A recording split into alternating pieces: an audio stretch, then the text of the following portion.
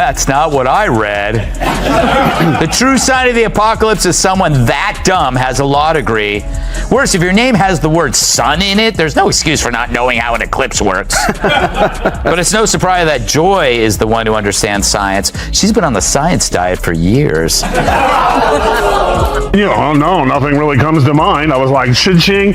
Listen, they're bitter, they're angry, they're entitled. They also should be. This should have been a reset for everyone who pushed lies and misinformation for the last.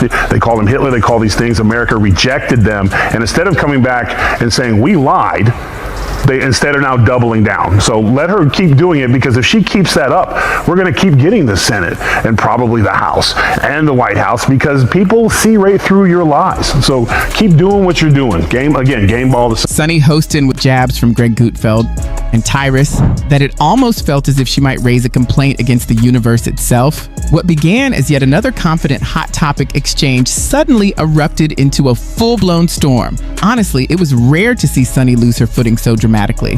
Gutfeld brought a grin loaded with pointed humor. Tyrus followed with evidence that carried real weight. And Sunny, well, her own remark ended up being the spark that sent the whole discussion wobbling like an unsteady stool. The clash escalated so intensely it could have snapped the table holding it. So if daytime television ever felt harmless, think again. Brace yourself, because this back and forth spiraled into something wild. Hostin's obsession with race gets thrown back in her face. Today's video comes to us from sunny Hostin. Sounds like a town. We're in sunny Hostin.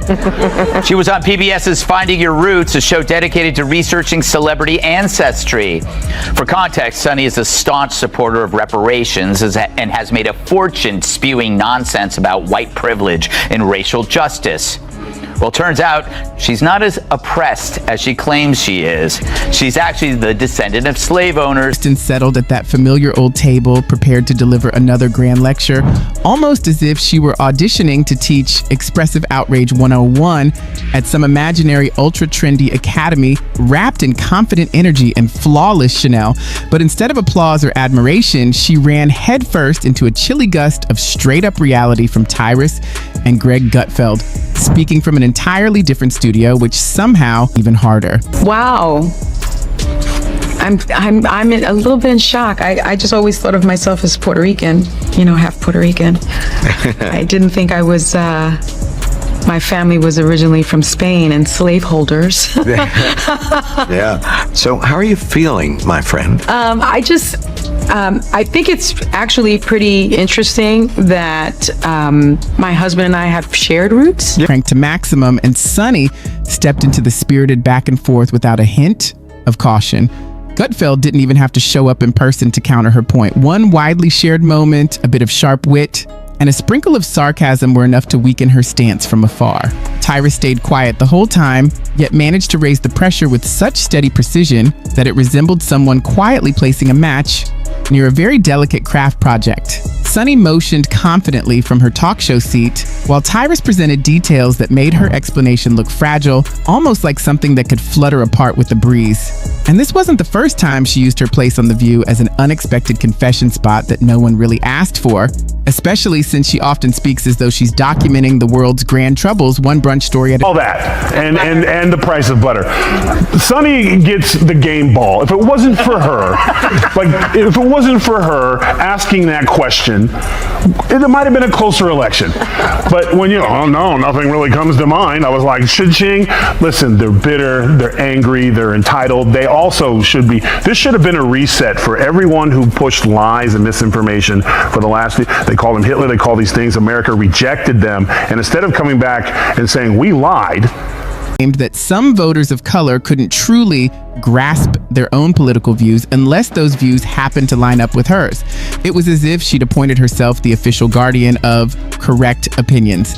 Anyone who pushed back in her mind must be puzzled, mistaken, or somehow unworthy of joining her imaginary book club of approved ideas. But when someone keeps speaking from an overly elevated perch, that platform eventually starts to teeter. Sooner or later, a solid counterpoint rises from below and sends the whole act, because the show unraveled so quickly, almost as if the lights dim, the instant a bit of honesty slipped through. Still, the co-hosts carried on with their routine like background performers in a musical titled Make Believe, doing their best to keep the program upright while offering a kind of dramatic farewell. Ana Navarro let out a long, stage-ready sigh as if she had witnessed the entire world wobble. Joy Behar tilted her head with the friendly attention of someone who looked engaged while quietly thinking about her next meal. That's the quirky rhythm of the set. It's less a panel and more a synchronized system where agreement is expected. Disagreement feels treated like something contagious, and useful details sometimes seem tucked away like hidden trinkets. If you listen carefully, you'll notice that whenever Sunny wanders into a wildly unrelated point, the others nod in such perfect timing, you'd think an invisible conductor was guiding them. They wait with bright-eyed patience, almost like cheerful pets hoping for a treat. And when the conversation starts slipping off course, the show quickly pivots to grand emotional reactions, dramatic framing, or a surprising headline, just enough to steer One of all. True, none of them are in Mensa, but who's the most densa? Perhaps it's Sunny who mastered the art of making idiots look smart. Now The View could ask a mirror who's the dumbest one of all, but there's no way that glass doesn't shatter. So instead, let's check out this clip from Monday's episode of The View when the ladies put their science caps on and discuss the soul. They're angry, they're entitled. They also should be, this should have been a reset for everyone who pushed lies and misinformation for the last, they call them Hitler, they call these things, America rejected them. And instead of coming back and saying, we lied, they instead are now doubling down. So let her keep doing it, because if she keeps that up, we're going to keep getting the Senate and probably the House and the White House, because people see right through your lies. So keep doing what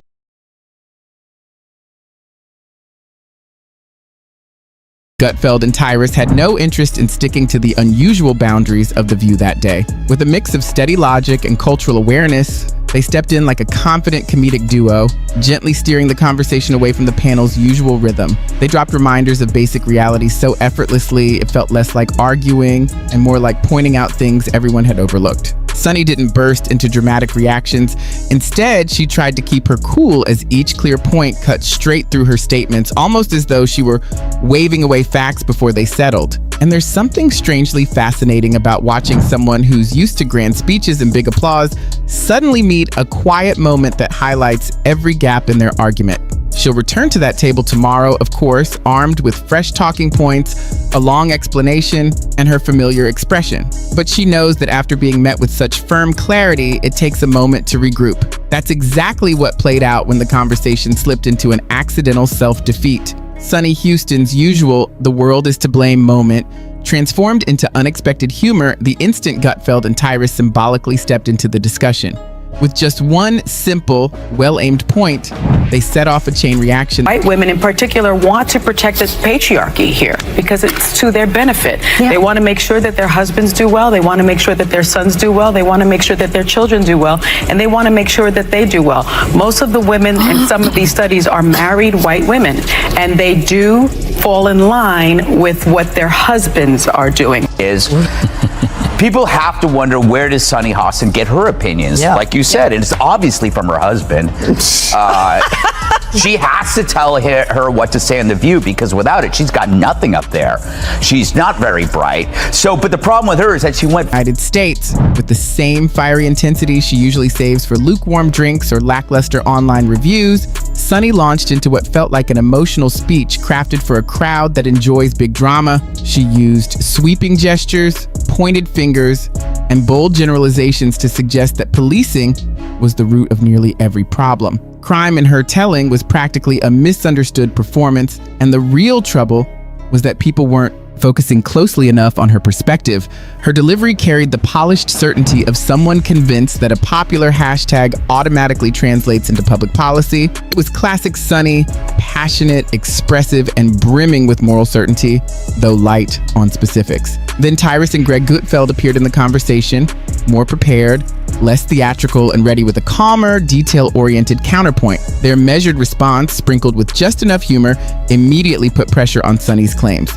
Gutfeld began by voicing a critique often heard in debates that some of the strongest calls to rethink policing come from people who don't live in areas where keeping communities safe is an urgent daily issue. Sunny paused, looking momentarily puzzled, almost like someone suddenly asked to recite a forgotten password on live TV. Her points about private security sounding routine while suggesting that everyday neighborhoods rely on limited backup didn't quite land. You could feel the room shift, not just losing momentum, but losing its entire outline as her argument unraveled right there in front of everyone. It's not even that. In The View, you don't need to find Trumpers. You need to fire your race baiters. Yeah. You need to fire the two races. You've had people. You had a McCain on there. You've had people on there before, and you ran them off.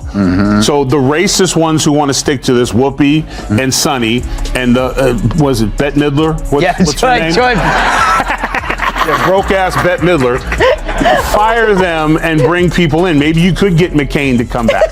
She was Bunny Houston into another theatrical monologue as if auditioning for a professorship in performative outrage at a fictional woke university, dressed in full indignation and impeccable Chanel. But instead of applause or validation, she walked straight into a whirlwind of reality courtesy of Tyrus and Greg Gutfeld, broadcasting from a separate studio, which only made the impact sharper. At one moment, she seemed utterly certain, convinced her perspective was untouchable. The internet quickly immortalized her long-winded speech in the popular meme, "When Delusion Meets Data," a reminder of how fast overconfidence crumbles when met with actual substance. At one point, she had boldly claimed that some voters of color couldn't truly understand their own political beliefs unless they coincidentally aligned with hers, as if she alone held the keys to legitimate opinion. Anyone who disagreed was, by definition, confused or undeserving of her imaginary reading club. But perched atop that moral high horse, she was bound to wobble. Eventually, someone from below will knock you off. Sunny reacted as if Gutfeld and Tyrus had brought a foam bat to a chainsaw fight while they effortlessly unleashed uncomfortable truths without ever entering the stage. Thank goodness Gutfeld and Tyrus weren't bound by the show's odd limitations. Armed with common sense and cultural awareness, they took over with the confidence of a comedy tag team. Reality bombs were dropped so casually it felt less like debate and more like a reminder. Facts exist. Sunny responded not with flailing theatrics, but with cold, precise attempts to swat down evidence before it landed, a display of desperation rather than control. The problem is that you have to go after the racist people, and be the CEO goes, you know what? I'm not going to allow a woman on my show or man that will go after white America and talk about them like dogs. That doesn't represent our ideals or values for anyone. And get rid of those people, and this will clear up real quick. So do you have to actually look in the mirror and clean up your own backyard and get the racist people out? Because that's who you allowed in. You allowed black racist on TV who could just go all day and say anything about white people. And I guess lo and behold, they forgot that there's a lot of people at home, white people at home during the day, that are not watching your show anymore. So just clean it up. Yeah, you know. Speaking with the grounded clarity that comes only from experiencing life outside the insulated bubble of media privilege, Tyrus created an undeniable contrast. The intensity of his words seemed to ripple through the room. This wasn't a rehearsed monologue crafted to impress a studio audience or polished under expensive lighting. It was unfiltered truth wrapped in straightforward, relentless logic, and it struck Sunny harder than she anticipated. Tyrus didn't hold back.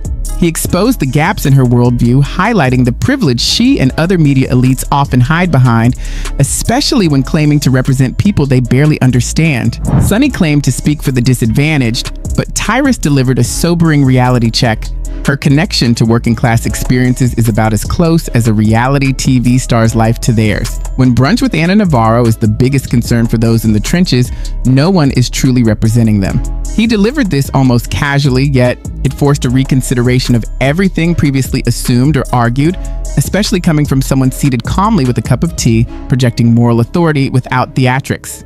Sunny didn't respond. Silence enveloped the room, punctuated only by Joy Behar murmuring abort mission under her breath as if giving a quiet command no one dared challenge, all while scanning for anything that might preserve the show's remaining dignity. Facts landed harder than she anticipated. Sunny executed her classic maneuver, the sudden pivot from confident intellectual to self-proclaimed victim, portraying herself as unfairly targeted rather than confronting her own contradictions. The moment Tyrus and Greg delivered their measured reality checks, She morphed into the person who starts a fight only to cry foul when someone finally pushes back, accusing them of provocation despite having stoked the flames herself. The truth was undeniable. Sunny had already ignited the stage while pretending to observe from a distance. She preferred throwing punches only when she assumed no one could retaliate. Her sense of moral authority evaporated the instant she realized the ground beneath her was shifting rather than solid. I thought I was supposed to be the one giving the lectures, she cried, her internal panic nearly audible. How am I experiencing this? The irony